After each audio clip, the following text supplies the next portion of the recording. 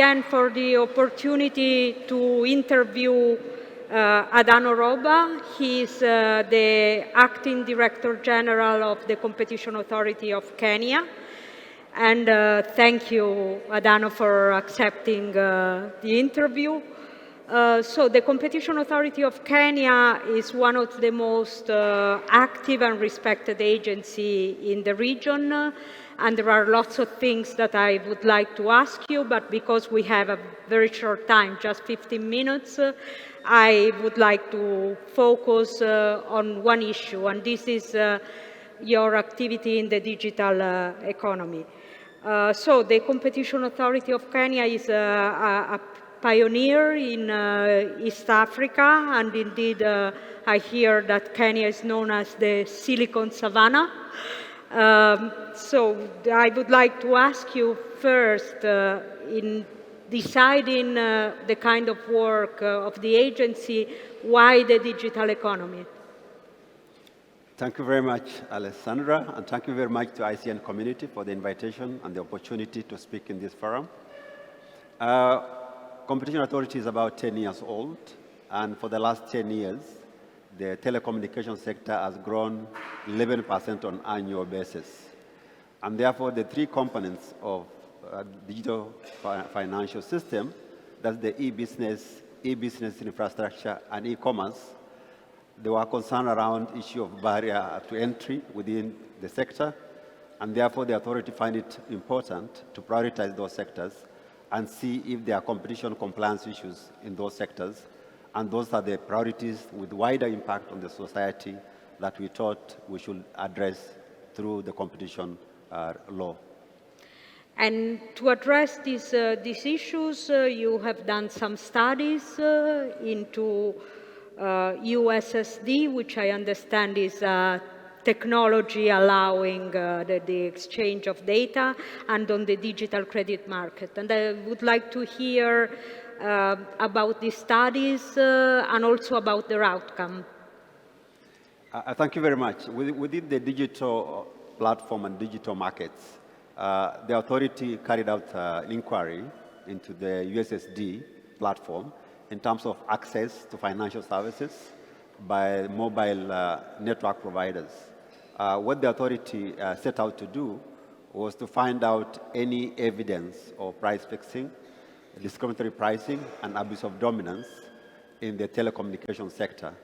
And therefore, what we did was to do a market inquiry in collaboration with the telecommunication companies and financial services to see if there are barriers to entry. And we did find that within the pricing, the dominant mobile provider was setting prices which were not accessible to other providers. And two, there were certain discriminatory price fixing and terms that they were setting in place together with the providers at the lower downstream market. And thirdly, they were abusing their power because that's the player with the wider market outreach, and therefore they had wider network and also infrastructure in terms of providing financial services to the Kenyan population. And therefore there were issues around the money transfers in the telecommunication sector and transfer of money using the handset, the mobile, and also the platform providers, the banks, financial institutions. And these three interconnection between the telecommunication sector, banking sector, and the wallet transfers were of key concern to the authority. And in 2016, we carried out an inquiry where we did actually establish that the prices set by the most dominant mobile operator was much higher than the other providers. And two, they were also restricting the arrivals in the sector from servicing or accessing their services because there was lack of interoperability between the companies. And thirdly, the prices were very high for the dominant firm, which they were able to set because of their market power. And therefore, what we did to establish was to reduce, through our intervention, the price of mobile access per season by 90% through that intervention. And secondly, through negotiation with the telecom companies, we were able to break the barrier or entry between mobile interoperability by ensuring that they agree on terms and conditions of accessing the services through the wallet money transfer. And we also ensured that there was disclosure of transaction costs when customers were paying for services such as banking services, as well as paying for utilities. Therefore, we ensured that disclosure is observed, and two, there was also interoperability within the telecommunications sector. Thank you for this very clear explanation. And this is a follow-up question. Based on what you discovered during these studies, what do you see as the key competition concerns that need to be addressed in competition policy or also in legislation in Kenya? As a follow-up to the market inquiry in the financial services, we also undertook financial inquiry in the digital credit market. That's another inquiry that we saw that with increase in high interest rates in traditional banking system, we found that the digital platforms were charging much higher rates than the normal banks. The banks were basing their rates on annual basis. However, we did realize through consumer complaints that most of those digital services or digital lenders were providing interest rates on a monthly basis. And because of the speed of payment and also effectiveness in paying for those loans, most customers were preferring to pay for the digital loans. But however, they didn't realize that the digital rates for loans were not annualized, and they are on annual basis, not on annual basis. Therefore, if you annualize the monthly rate for digital loans, they were going to the tune of 300, 400. Yet the annual rate for commercial loans was going for 15%, 20%. So through that inquiry, we were able to bring some of the non-regulated digital platforms under the purview of the central bank, and they became regulated. And the way we did was to advise the Central Bank of Kenya that there will be provisions in the amendment of the law, which we provided through advisory opinion, for them to include those provisions for digital lenders to be regulated under the central bank in the amendment to the Act. And that was brought on board and was effectively done through our inquiry that informed the process. I think this is an example of a very virtuous relationship between the competition agency and then the regulator, in this case the central bank, in providing advice for regulation which is more pro-competitive. Right. In general, I would like to ask what lessons from your experience you would like to share with other competition agencies, especially younger ones, because we know that maybe for younger ones tackling these digital economy issues might be more difficult.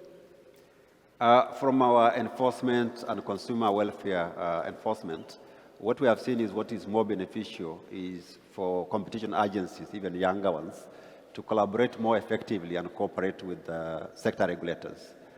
Whereas we are national regulators in the wider economy, there are sector-specific regulators, may that be utility, telecommunication, financial, aviation.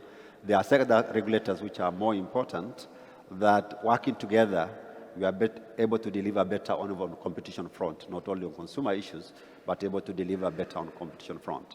The other aspect that we have seen is that independence of functionality, not financially, but independent of our decision, that objectively executed enforcement decisions is able to deliver better enforcement outcome in terms of ensuring that the authorities' decisions are not objected by any influences from outside the authority.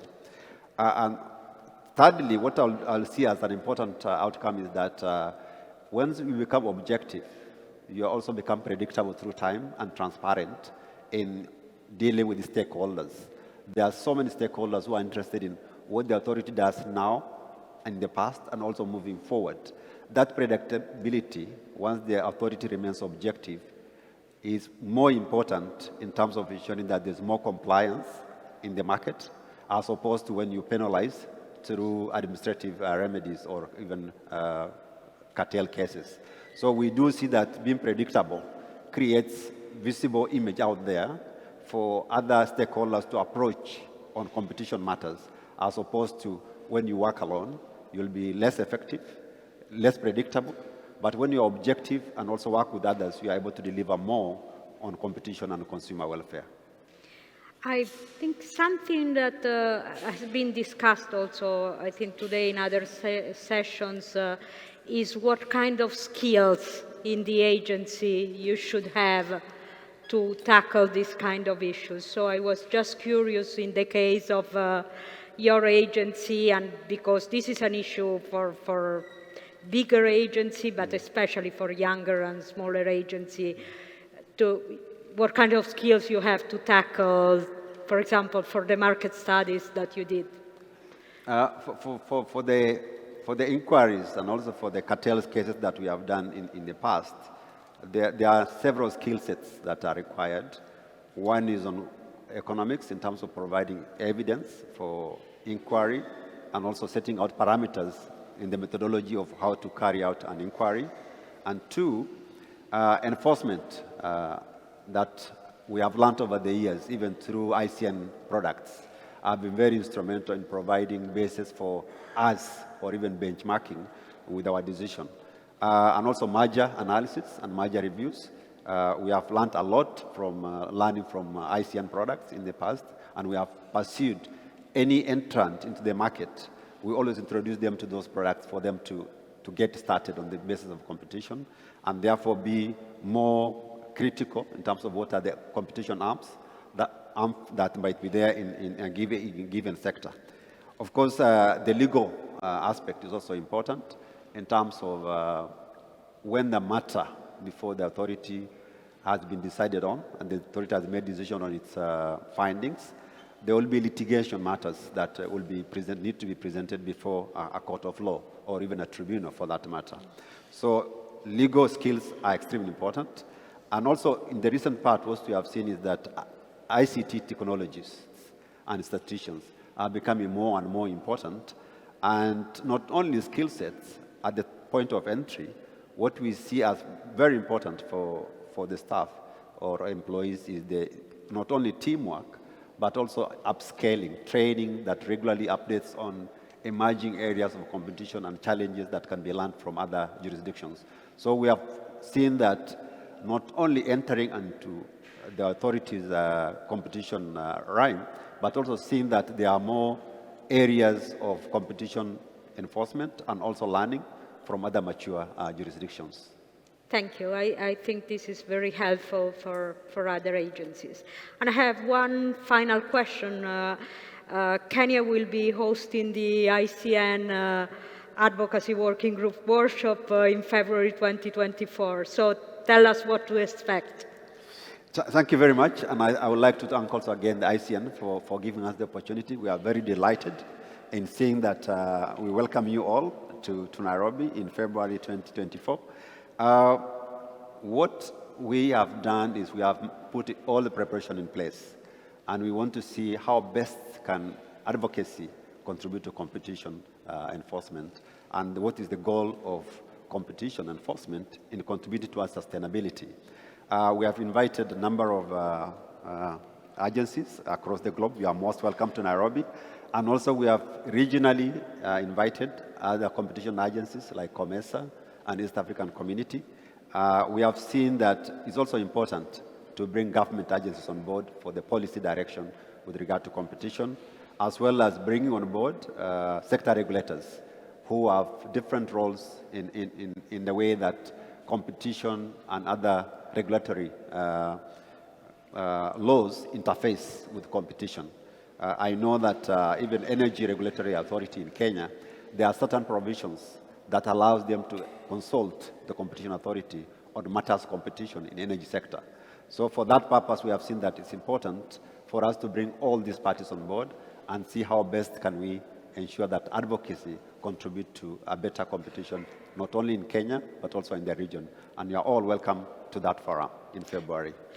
Well, with this, I wish you all success with your workshop, and please join me in thanking Adano Roba for